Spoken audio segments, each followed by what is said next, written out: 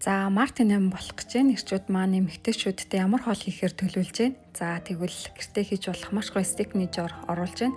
За стейкний махан дээрээ тосоод түрхээд дээрээс нь давс болон хар перцээр хоёр талаар нь амтлаад маш сайн масажлаад өгнө. За энэ хооронд нь үхрийн чөмөг болон төмсөн амтлаад тосгоо шарагчанд хийгээд болгочихъя. За би мөн брокколины цотон шул хийсэн байгаа. Бүх орцоо халаадаг блендертэй хийж дээрээс нь ус нэмээд цотон шулны гормыг нь сонгоход хангалттай. Энэ блендер нөөрөө буцалгаад дараа нь миксерт дүүдэг. Өөртөө 10 минутанд цотон шул маань бэлэн болно.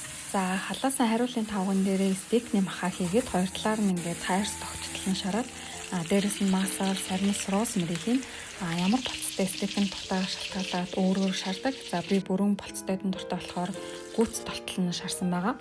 За үзэмжтэй болгоо гэвэл ийм хүнсний алтаас түрхэж болно. За маш гоё тавглаад стейк маань бэлэн болж байна.